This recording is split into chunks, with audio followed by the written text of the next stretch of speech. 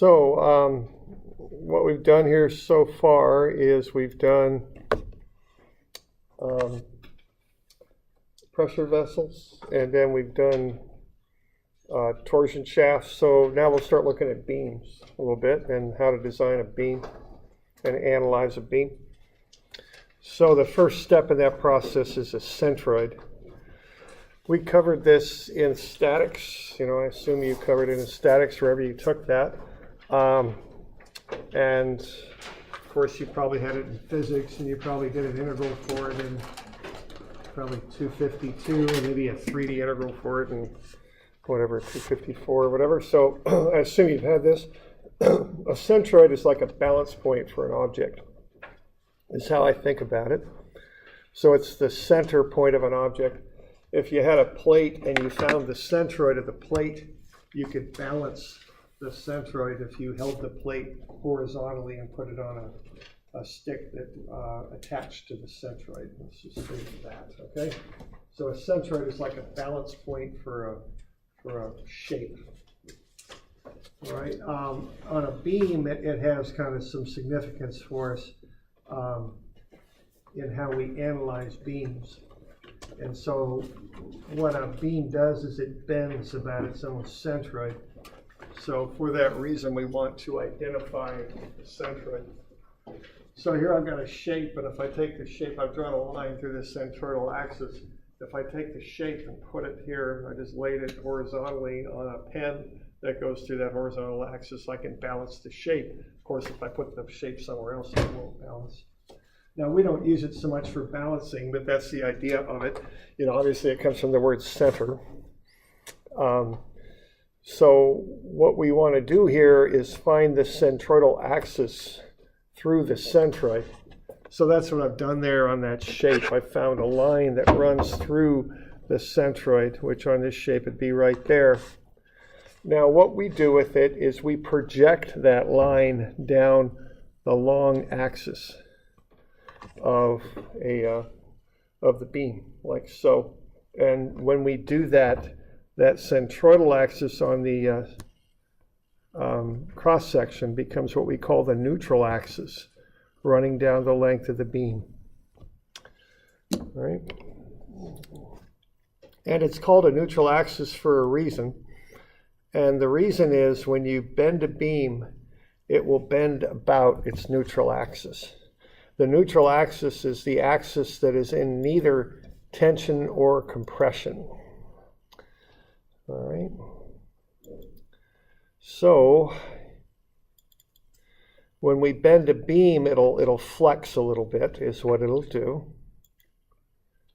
Now, of course, you won't notice this for a strong beam, typically is used in engineering, but what'll happen there is it'll bow a little bit. So when you bend a beam, it'll bow. And when a beam bows, what it does is it has two different modes that it goes into. All right, now if you look at this model of a beam, which is a telephone book, which is something they had before cell phones. It was a book that had phone numbers in it. That's what it is. I don't know if you may not even know that, but that's how they used to do that. They had the white pages, which was where people, for their residences, people used to trust each other enough so they'd actually write down their own phone number in a book that other people could read. And then the yellow pages are the businesses. That's kind of how that worked. All right. So what happens here when you bend a beam is it flexes just a little bit. And when that occurs, what the beam wants to do is what I'm showing there on the left. So think of the sheets of paper in the book as acting like sheets of atoms that make up the beam. What the top ones want to do is slide outward, and what the lower ones want to do is slide inward, okay? So they're all a certain length, and they don't want to change the length. They want to stay their same original length. So when you bend a beam and bow it like that, the sheets move, okay? Into that pattern you're seeing there. Now, with the chemical bonds, though, between the atoms, what the beams are forced to do is maintain their original right angle here. You know, what those atoms are forced to do, those sheets of atoms. they're forced to maintain a shape like that. Okay, so the individual pages in a real beam, which are actually sheets of atoms, they have to change length to maintain that angle. So what happens here is the lower part of the beam pulls out and the upper part of the beam gets pushed in. And that's for a classic downward load on what I call a simply supported beam. So what happens to a beam is the top of the beam is compressed. It gets shorter, okay? It's pushed inwards, whereas the bottom of the beam is stretched. All right. And the neutral axis is the place that is neither in compression or tension. So that's why it's called the neutral axis. Okay. And that's the kind of the line about which the beam flexes, so to speak. In this case, above that line is compression. The further you get from the line, the more the compression. Below the beam is tension. So that's the idea. Okay. So if you think about, design of, I guess if I ask a rhetorical question, if I don't hear any answers resounding from the crowd here, I need to answer it. Let's see. So what's happening there, you ask? Well, it's good you asked that because I have an answer. Okay. So what's going on here is they're using stone. Now, stone's made out of grains quite often. Concrete certainly is. And stone doesn't have much tensile strength, does it? If you try and build a span out of stone, you run out of real estate there pretty quick. You've got to get some posts in there. You don't want a big span there, because the bigger the span, the more moment you build up, that you're increasing the D on the weight that is the force, and you're creating a bigger moment, and so you're creating more tension. And stone and concrete don't handle that particularly well, okay? So what you got to do when you're using stone is you've got to put those posts in very frequently, because you can't have a big distance there. Because if you do, you get too much tension, and if you got too much tension, you can get a failure on your hands, and that's not good, okay? So the little trick that the Romans came up with, because they could take blocks of stone and fashion them into shapes and then use their mortar and their cement and kind of glue them together, essentially, is what they do. They created an arch, right? And what do you know anything about arches? What sort of forces are on an arch? Put that keystone in there. All compression, yeah. So that works so well for stone, see? So if you look at, concrete and stone, I think of concrete as being artificial stone, is kind of how I think about it. This campus here, I'm looking right at two posts here. It's made out of precast concrete is the construction method on this campus. How far apart are those posts? About 10 yards, 30 feet, something like that. They can't get away with much more than that and build this stuff very safely, okay? Now the one building, what's the one building where you got to have more than 30 feet on the span on those posts? Yeah, on campus. Forum, yeah, the Forum, that's true. They did have that span further, but the gym is kind of the big one. Obviously, you can't sink a post at center court on a basketball court. That ain't gonna work. So what? And look up on the ceiling when you're in the gym. How'd they do that? Steel truss. Yeah. Okay. They needed that to get the span out of it. Okay. So that's kind of what's going on there. Okay. So you don't need to go too deeply into Stonehenge here, but the basic message is that a beam, when it bends, goes into this pattern. There's a line down the length of the beam referred to as the neutral axis. And that above that, if you have a classic bowing down kind of bending, the top of that will be compression, the bottom will be tension, okay? So we want to identify the neutral axis so we can design the beam. And the way we identify it is we find the centroid on the cross section of the beam and then project that on through. So what you do to identify where that neutral axis is you go to the cross section. I didn't do too well on that, but anyway, here we go. You find the centroid, kick that out over here, and then project it down the length of the beam. So step one in designing a beam is to find the cross section of the beam, or the centroid of the cross section, okay? And we'll kind of stick with algebraic methods on this, because normally we design beams that are nice, simple, even shapes. So we just want to go back to what we learned in statics and do this bit with cross sections, okay?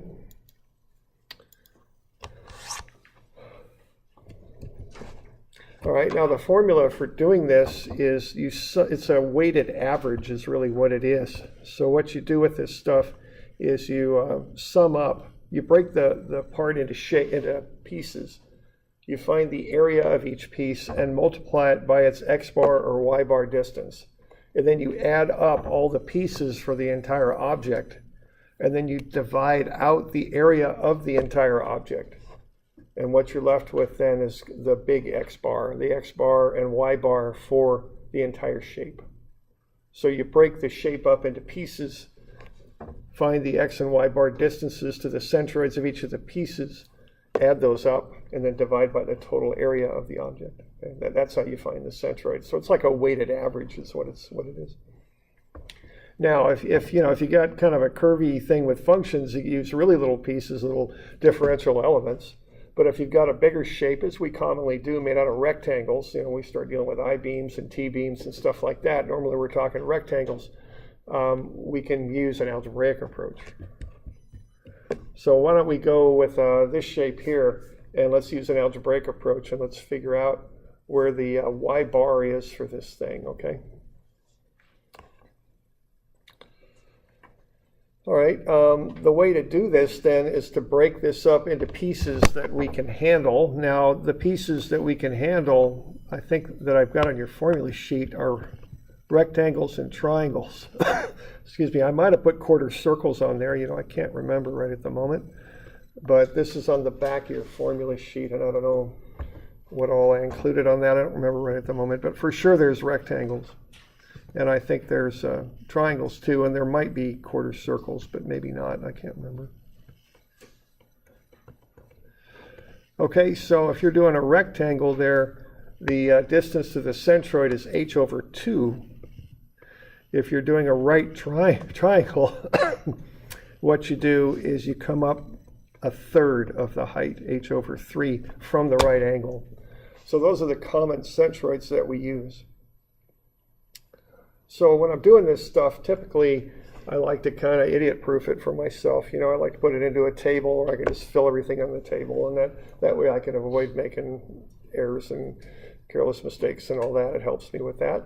So what I'm going to do there on the first one, I'm going to break it up into a rectangle and a triangle, and I'll just go ahead and work through that. So I'll just stay in centimeters on this. I don't see any reason to go into meters on it. So the area there of the rectangle, it's 4 by 5, right? So that ought to be 20. And then y bar to that thing is half of 5, so that'd be 5 over 2, so that'd be 2.5. And then I can take 20 times 2.5, it's 50. Okay.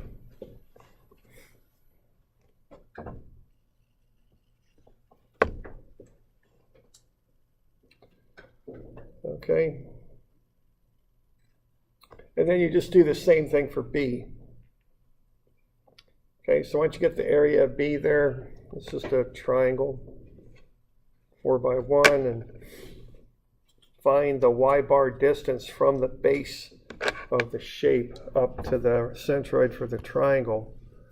Now the deal on this is you got to take all your measurements from one baseline. You can't be moving your baseline around on this.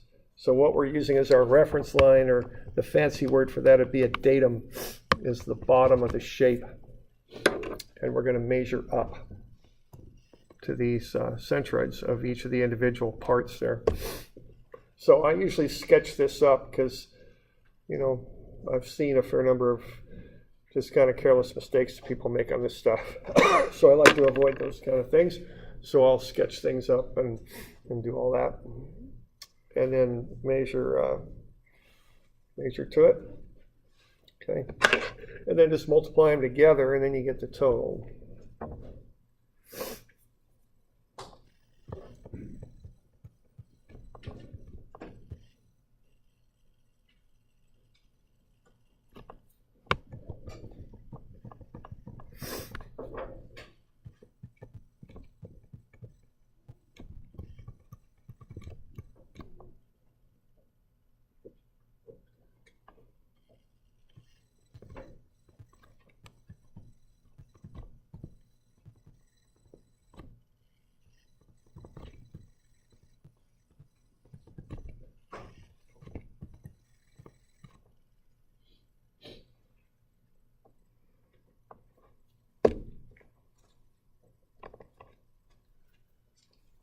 Okay with that? The one important thing on this is, I was thinking area of triangles is a great challenge there. I think you just got to be sure that you're recording the true distance up from the base up to the centroid of the triangle. And I've been teaching this stuff, I don't know, 2 or 3 years now maybe, and what I've noticed over the years is that students will forget that offset. They'll fill in to the chart there, instead of 5.33, they'll call it 0.33. And what they're doing there, they're moving their datum around, and that don't work. You can't do that. You've got to set that one line, and measure off of it consistently.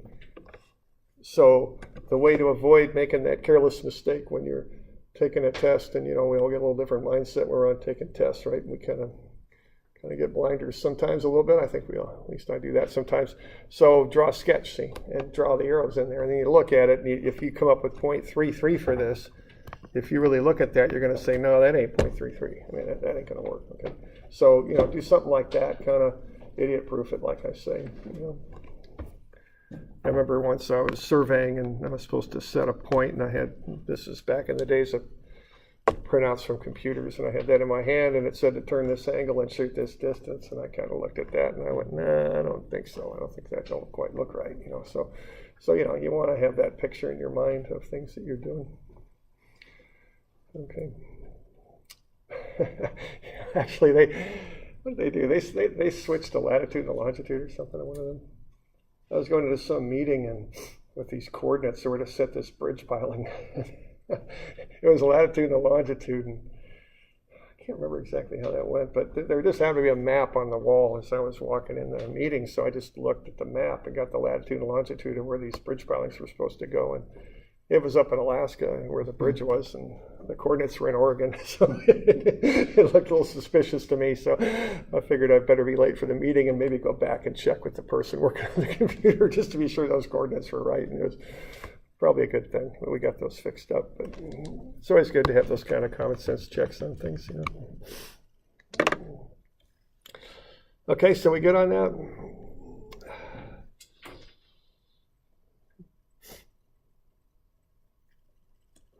All right, then what we do, we just add the stuff up. So 20 plus 2 gets you 22, and then this 50 plus 10.67 gets you 60.67, and then you just divide out, and you get 2.758 centimeters. So that's the distance up to the centroid.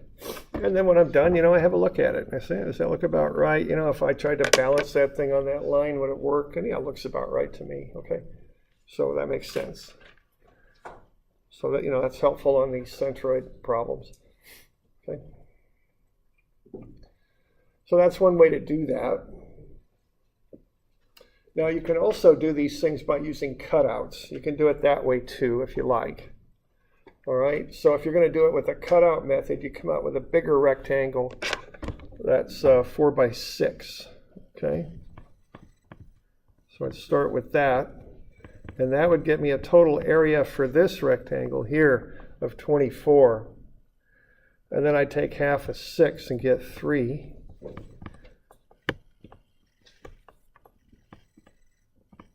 For y bar. So 24 times 3 would be 72.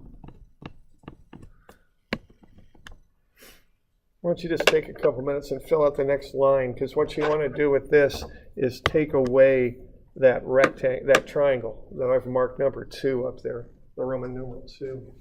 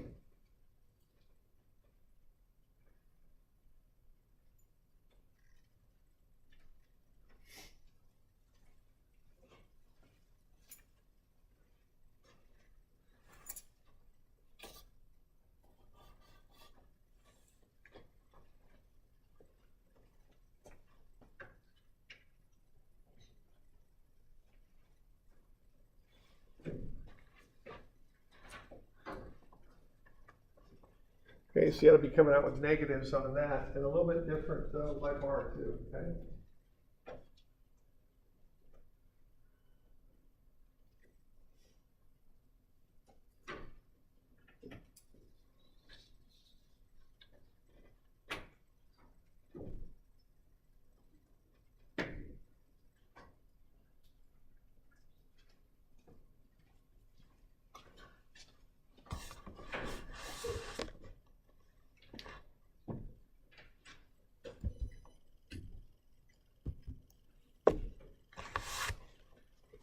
It'll get you to the same place, but a little bit different calculations there.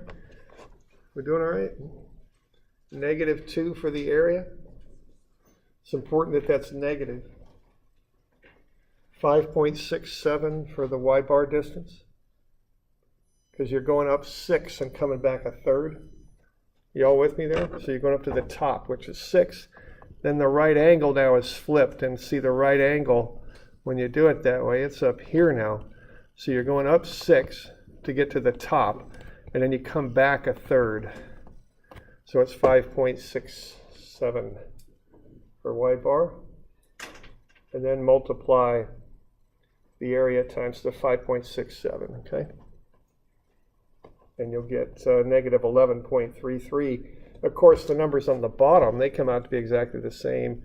24 minus 2 and 72 minus 11.33, okay?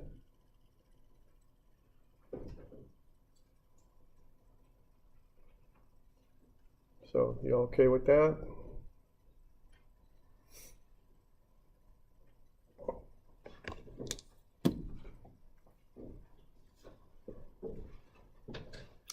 All right, so that's how you find centroids. And that's step number 1 in designing a beam, is to figure out where its centroid is.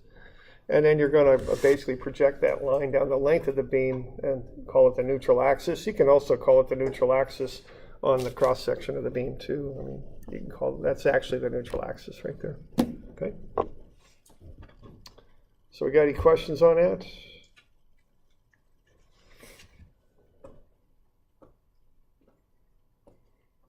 Now the next thing to do here is to find the moment of inertia of the beam.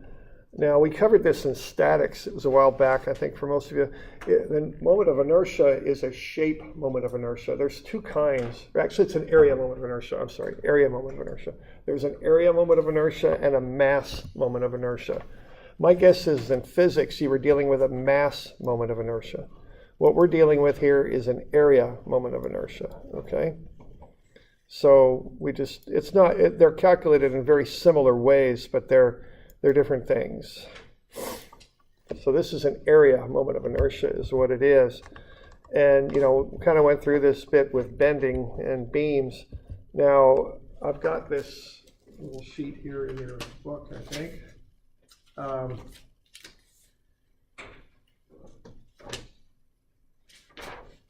It's on page 710 is where it's at. You know, we could kind of go through some rather obvious questions here on how to make a beam strong. You know, when you put beams under a floor, they're referred to as joists. So, you know, in your house, you got floor joists. And we kind of go through, let's say we got our floor here, we're sitting on these cross beams, these joists, and they sit on these main beams here. Okay. So if we want to minimize bending, you know, rule number 1, if you're designing stuff, what? Make it big, right? So these floor joists will reduce the bending, okay? The bigger ones. You know, that's not rocket science or anything like that. Now, but it's more than just the size of the beam, it's also its orientation. What you want to do with the beam is put its long axis parallel to the load, because that way it resists the load better. Okay? So these beams are both the same shape, same size. But, you know, I think most of you, would you agree that the top one there would resist bending better than laying the boards flat? I mean, again, I don't think we're talking rocket science here on that, okay? All right. So what we have is a moment of inertia, and what the moment of inertia does is it gives you an idea of how well the shape will resist bending. Now, it's got nothing to do with the material you're making out of the beam, making the beam out of, I should say, okay? You could make the beam out of balsa wood or steel. It doesn't make any difference for a moment of inertia. Moment of inertia is just a shape property, but it tells you how well the beam resists bending. And actually, it kind of tells you how much stress builds up in the beam. And then it's the job of the material you make the beam out of to resist the stress. Okay, that's where the material strength comes in. So the basic definition of moment of inertia is the integral, which adds up, of the distance from the axis about which you're measuring it, which for us will be the neutral axis, squared times the area that you're accounting for. Okay? So that leads us to have some kind of funny units on it. They're length to the 4, typically inches to the 4, and then I use meters to the 4. So the units on moment of inertia are a little funny. So what we want to do with this, to get a large moment of inertia, which is what we want to do when we're engineering stuff, we don't usually like beams to bend very much. Okay? So if we want that, we want a large size, of course. Bigger beams bend less. But then also we want to have the area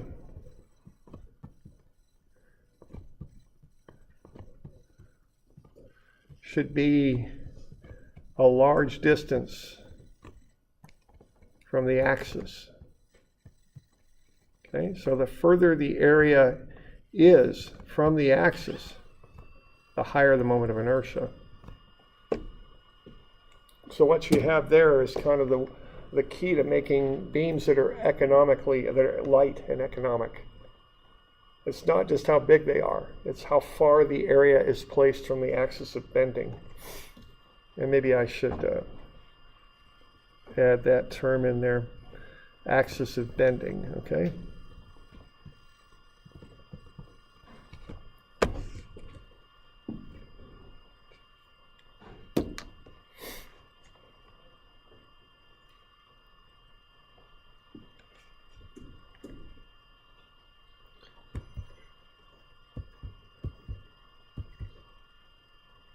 So what we want out of a structural beam is to have a high moment of inertia while using a small amount of material, because the less material you use, two good things happen. You lower the cost and weight of the beam, okay, which is what you want to do. The less steel you use, the less the beam weighs, so the less load you got to account for when you design the building, but also the cost goes down. So what's the typical shape that's used in moment of inertia for beams?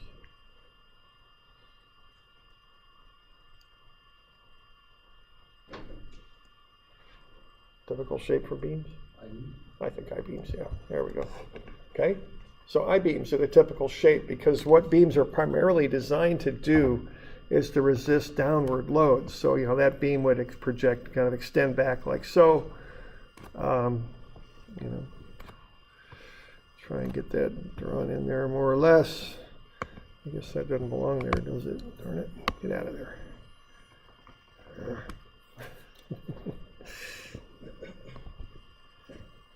There we go. Connect those guys up, and there won't be any connection there. I guess that'll do. All right.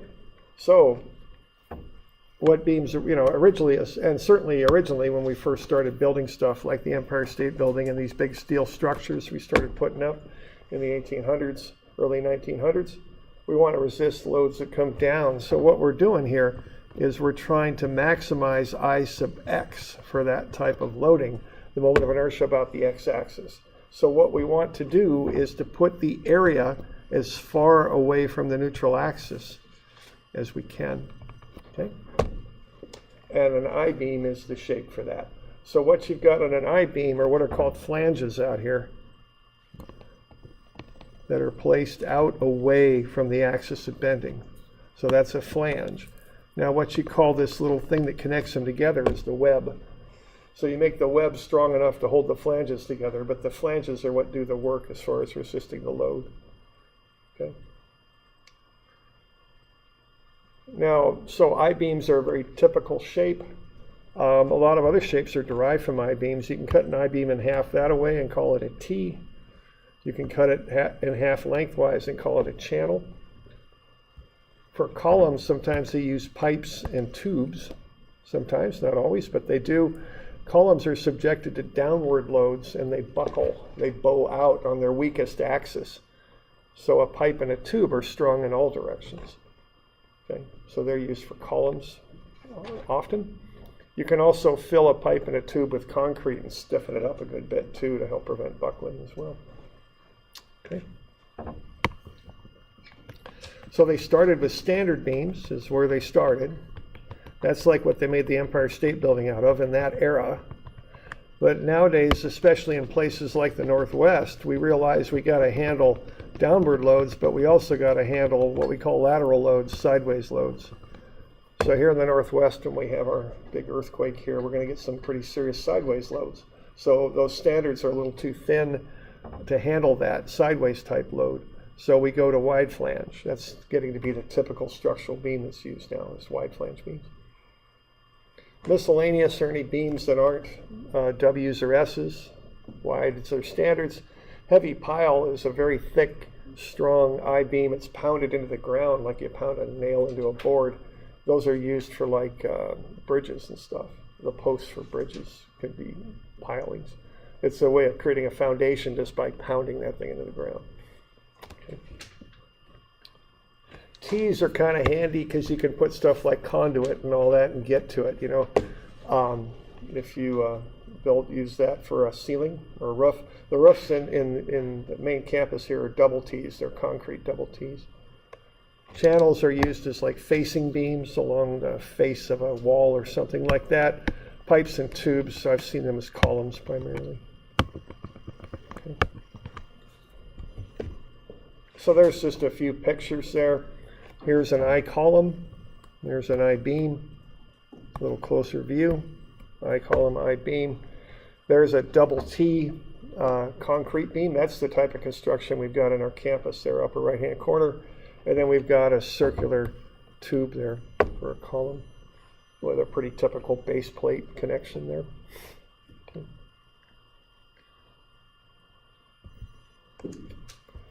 Okay, they used to use 2x for floor joists in houses. Now they use this TGI stuff. It's basically a fabricated I-beam. They use this chipboard for the web. They got those narrow kind of plywood flanges on them. Okay, so that's what they use now for floor joists in houses. So you see this shape all over the place. Now what you've got in an I-beam are two flanges joined by a web. That's how those things are put together. That's the terminology you use. I'm on page 712 is where I'm at. Okay, now you call them out with a letter for the shape, then the nominal depth. Now the word nominal means kind of an approximate number. So if you look up at a table of W36s, which would be 36-inch I-beams for the depth, some of them are 37s, some of them are 38s, 35s. They're not all exactly 36, but they group them together in a category that they call W36s. Okay. The next thing designers are very concerned about is weight. So that's the weight per foot. Okay. So a W36 by 300 is about 36 inches deep and weighs 300 pounds per foot. Okay.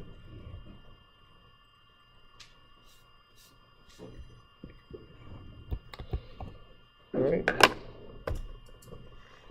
So that's just a couple of things to know about I-beams. Civils work with these things all the time when you do structural for steel beams, steel buildings and things. Really mechanicals, y'all build a lot of structures too. Some of your structures move and do things, jacks and hoists and whatever. A lot of them bear load. So a lot of times they use I-beams too, though it's not quite as apparent as you see like when they're building a steel skyscraper or something, but all the same, they're I-beams. They have that same structure to them.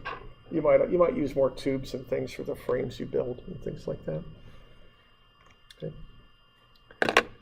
All right, so that's a little bit on moment of inertia. We'll get into the calculations tomorrow, I guess. Yeah, it'll be tomorrow. Wait a minute, is there homework due tomorrow? I've been out of it all day. Well, there's not anymore. It'll be due Thursday. Okay.